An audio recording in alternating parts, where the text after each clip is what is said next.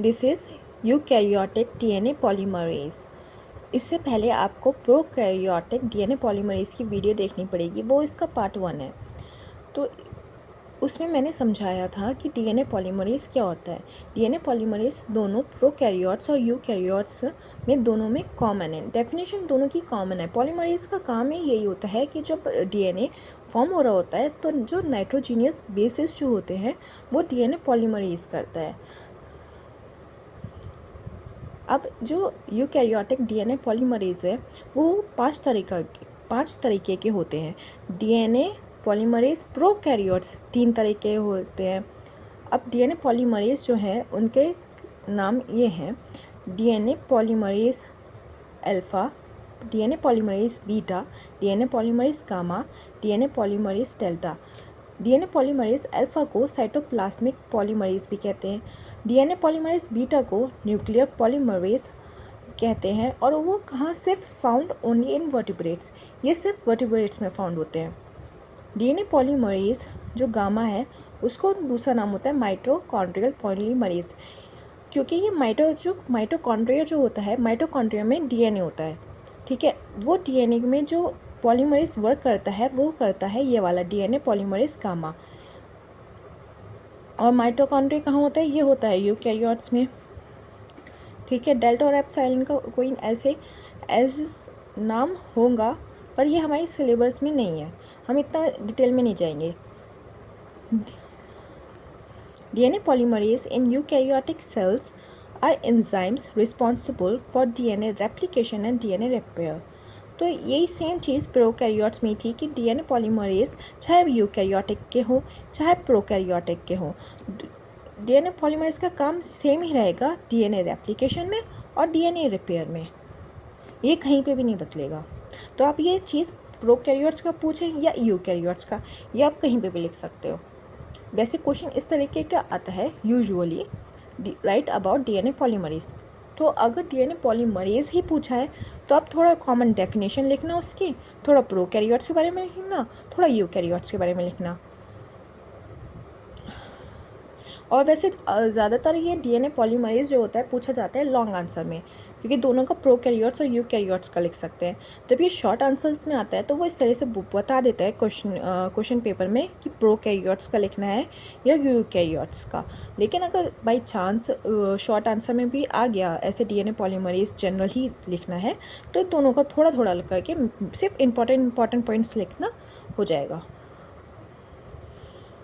और आंसर लिखने का सबसे सही तरीका होता है कि आप सिर्फ इस तरह से लिखो, ये सारे पॉइंट्स आ गए और कम भी लिखा, पेपर पे फिल हो गया, हमने ज़्यादा से पेज भी लिख दिए और लिखा भी इम्पोर्टेंट भी। ये मैंने अपनी प्रीवियस वीडियो में भी बताया था। अब इसके मेन फंक्शन क्या है? पॉलीमरेज अल्फ़ा जो है उसका काम होता है initiate replication by synthesising RNA and DNA primer का। तो पॉलीमरेज अल्फ़ा जो होता है उसका काम होता है रेप्लिकेट को जो इनिशिएट करना, शुरू करना। तो वो कौन करता है? पॉलीमरेज अल्फ़ा करता है। वो कैसे इनिशिएट करता है? वो सिंथेसाइज करता है आरएनए और डीएनए प्राइमर। पॉलीमरेज डेल्टा, इसका काम है सिंथेसाइजिंग लैगिंग स्ट्रैंड के डीएनए को बनाना। 2 स्ट्रैंड्स होते हैं, एक होता है लीडिंग स्ट्रैंड, एक होता है लैगिंग स्ट्रैंड। जो लैगिंग स्ट्रैंड का काम जो होता है वो होता है पॉलीमरेज डेल्टा का, और पॉलीमरेज एप्सिलॉन जो होता है उसका काम होता है लीडिंग स्ट्रैंड को सिंथेसाइज करना, डीएनए को लीडिंग स्ट्रैंड पे सिंथेसाइज करना। पॉलीमरेज गामा, इसका काम होता है रेप्लिकेट्स माइटोकॉन्ड्रियल डीएनए की जो माइटोकॉन्ड्रियल डीएनए जो होता है उसको रेप्लिकेट करना। जैसे मैंने बताया भी था, इसका दूसरा नाम क्या था? Mitochondrial polymerase. इसलिए इससे ही समझ में आता है कि ये माइटोकॉन्ड्रिया के रेप्लिकेट डीएनए को रेप्लिकेट करता है। पॉलीमरेज बीटा जो होता है वो डीएनए को रिपेयर में काम करता है और ये सिर्फ ओनली ही वर्टिब्रेट्स में पाया जाता है। अनदर टॉपिक इसमें ही आता है इसके इम्पॉर्टेंट प्रॉपर्टीज़। अब इनकी यूकैरियोट डीएनए पॉलीमरेज यूकैरियोट की इम्पॉर्टेंट प्रॉपर्टीज़ क्या होती है? तो इसकी इम्पॉर्टेंट प्रॉपर्टीज़ होती हैं कि रेप्लिकेशन की स्पीड जो होती है इसकी स्लोअर होती है देन प्रोकैरियोट्स की। और एक और इम्पॉर्टेंट बात ये है कि प्रोकैरियोट्स में जो डीएनए की रेप्लिकेशन जो होती है वो उसमें एक ही होता है, initiate, ORI, origin of replication. ये जो हम पढ़ेंगे ना, ये हम पढ़ेंगे डीएनए रेप्लिकेशन में।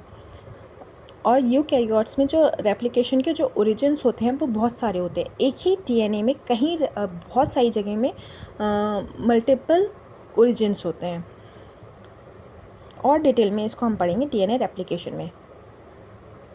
प्रोसेसिविटी इसकी जो होती है, प्रोसेसिविटी को मैंने पहले भी बताया था, वो होती है कि कंटिन्यूस सिंथेसिस करना। प्रोकैरियोट्स में थाउजेंड्स ऑफ न्यूक्लियोटाइड्स जो लग जाते हैं एक ही बार में। वो कैसे लगते हैं?